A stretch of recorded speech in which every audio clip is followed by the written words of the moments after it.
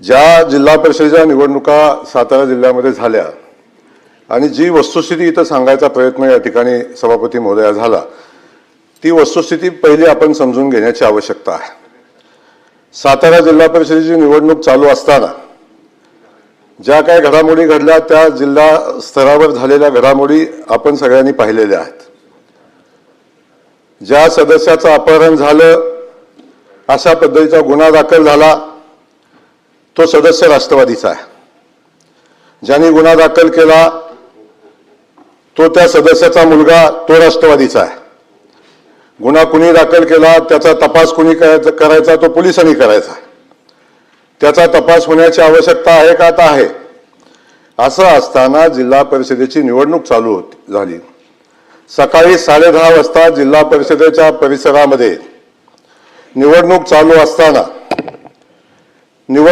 असताना जिल्हा परिषद सदस्य सोडून अन्य कुणी त्या जिल्हा परिषदेच्या सदस्य प्रिमायसेस मध्ये गेलं नाही पाहिजे। आपण कायदा सुव्यवस्था आपण बघतो, निवडणुकीच्या अनुषंगाने काही नियम घालून दिलेले आहेत ते आपल्याला माहिती आहे, आणि ते नियम कुठल्याही लोकप्रतिनिधीसाठी वेगळे नियम नाहीत। कोण मंत्री असले म्हणून वेगळा नियम नाही, कोण आमदार असला म्हणून वेगळा नियम नाही। निवडणुकीची प्रक्रिया चालू असताना निवडणुकीच्या प्रक्रियापासून जिल्हा परिषदेमध्ये जी निवडणूक प्रक्रिया चालू होती, जिल्हा अधिकाऱ्यांचे आदेश होते की कुणी त्या ठिकाणी यायचं नाही, जिल्हा परिषद सदस्य सोडून कुणी येऊ नये आणि जिल्हा परिषदेच्या कर्मचाऱ्यांनी यावं। ही निवडणूक चालू असताना जिल्हा परिषदेमध्ये आपण बघितलं काय परिस्थिती झाली। जिल्हा परिषदेचं पोलीस उभे असताना गेट तोडून माणसं आत गेली नाही, 3-4 हजार लोक त्या जिल्हा परिषदेच्या प्रिमायसेस मध्ये निवडणूक चालू असताना होती। ही कोणी नेली लोक?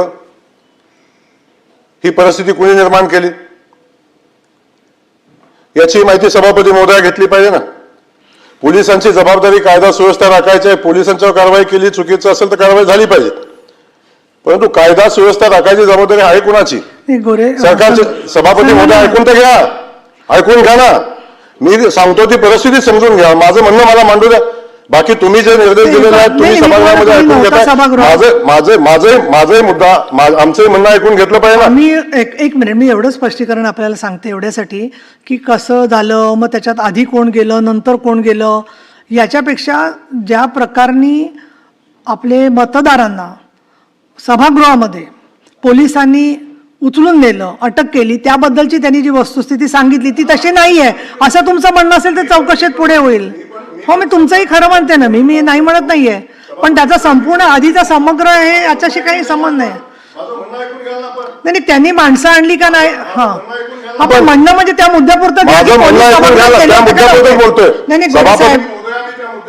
मग त्या ऐकून घ्यायला लागेल, पण त्या सभागृहात पोलीस गेले की नाही तेवढंच तुम्ही सांगा ना मला। मी असं म्हणत नाही, तुम्ही बोलू नका। हा, सांगतोय तुम्ही वस्तुस्थितीच्या आधारे ज्या सदस्य महोदयांनी सांगितलं त्या माहितीच्या आधारे आपण कारवाई करताय, तीच वस्तुस्थिती मी पण सांगतोय।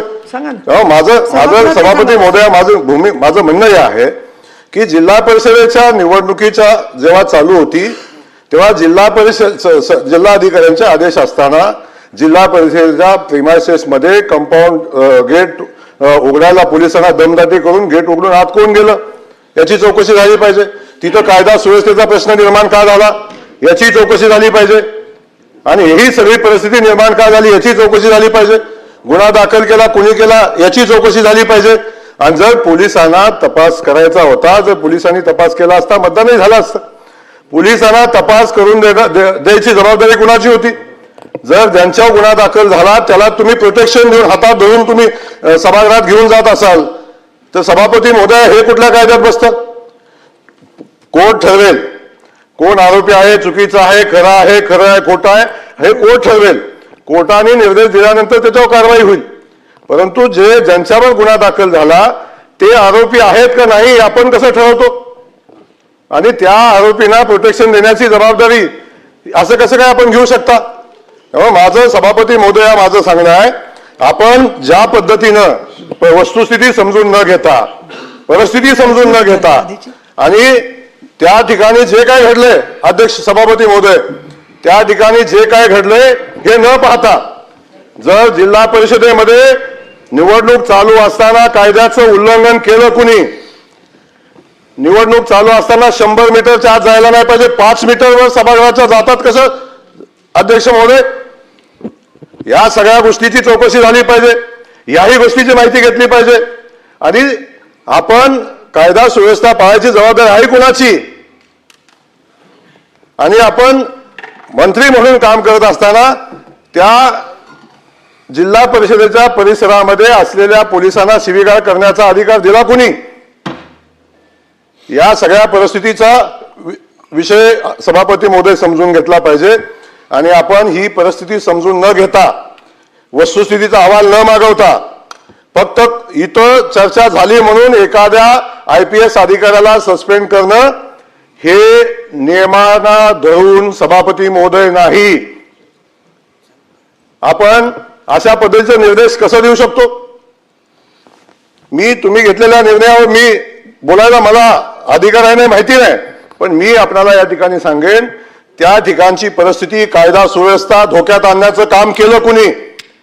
जर त्या ठिकाणी आजपर्यंतच्या इतिहासामध्ये जिल्हा परिषदेची निवडणूक असताना त्या ठिकाणी मंत्री कसे जातात?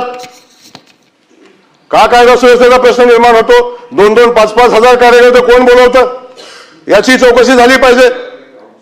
या सगळ्या गोष्टी, याही गोष्टीची चौकशी झाली पाहिजे. 11 वाजता जिल्हा परिषदेची निवडणूक असताना जिल्हा परिषदेच्या CEO ला 11 वाजता मिटिंग घ्यायला कोणी भाग पाडलं? याची चौकशी झाली पाहिजे. ज्या सभागृहापासून हाकेच म्हणजे अगदी 10 फूट 15 फुटाच्या अंतरावर 20 फुटाच्या अंतरावर बैठक कशी होते? या सगळ्या गोष्टी सभापती महोदय माहिती घेतल्याशिवाय कुणी दाखल केला, गुन्हा कुणी दाखल केला याची माहिती न घेता कधीतरी भारतीय जनता पक्षावर आरोप करायचा, बाकीच्या सिस्टमवर आरोप करायचा, हे अध्यक्ष महोदय उचित नाही. ज्यांनी दाखल केला गुन्हा तो राष्ट्रवादी पक्षाचा कार्यकर्ता आहे, तो त्या सदस्याचा मुलगा आहे. आणि असं असताना भारतीय जनता पक्षाला दोष द्यायचं काय कारण आहे? कशासाठी भारतीय जनता पक्षावर ब्लेम करता? ही सगळी परिस्थिती सभापती महोदय जोपर्यंत सभागृहाच्या समोर येत नाही, त्याची चौकशी होत नाही, तोपर्यंत अशा पद्धतीची कारवाई करणं उचित नाही. या सगळ्या परिस्थितीमध्ये अशा पद्धतीची भूमिका घेणं योग्य नाही. आणि सभापती महोदय एक आहे, सभापती महोदय या SP-चं जे आपण निलंबन केलंय त्याला तातडीनं स्थगिती देण्याची आवश्यकता आहे. निवडणुकीची प्रक्रिया आहे, निवडणूक बघेल सभापती महोदय. निवडणुकीमध्ये जी प्रक्रिया झाली की निवडणूक स्थगित करण्याचा अधिकार इथं नाही सभापती महोदय. त्यामुळे सभापती महोदय अशा पद्धतीनं निवडणुकीच्या प्रिमायसेस मध्ये दहशत निर्माण करणं, स्वतःच्या ताकदीचा वापर करणं, मंत्रिपदाचा वापर करणं हे सभापती महोदय कुठल्याही नियमात बसत नाही. आपण का नियमाचं उल्लंघन केलं? का 5,000 माणसं सभापती महोदयाच्या जिल्हा परिषदेमध्ये घुसली? 5-5 हजार माणसं जिल्हा परिषदेमध्ये जातात निवडणूक चालू असताना. सभापती महोदय अशा पद्धतीचं वातावरण तिथं निर्माण करायचा, कायदा सुव्यवस्थेचा प्रश्न निर्माण करायचा आणि त्या ठिकाणी तो प्रश्न निर्माण करून सभापती महोदय निवडणुकीच्या अनुषंगाने अशा पद्धतीचं वातावरण.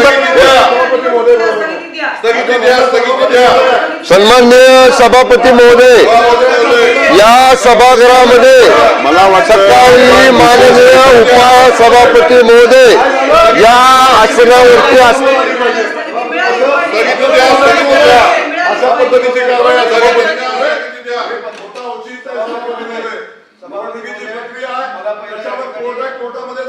नाही सभापती महोदय चौकशी कोणाची लावायची, चौकशी कोणाची करायची हा तुमचा अधिकार आहे. सभागृहामध्ये एक निर्णय झालेला आहे. दुसरी महत्वाची गोष्ट अशी आहे की सन्माननीय मंत्री शंभूराज देसाई साहेबांनी आणि सन्माननीय मंत्री मकरंद दाबांनी कुठेही भारतीय जनता पार्टीचा नाव हे सभागृहामध्ये घेतलेलं नाही.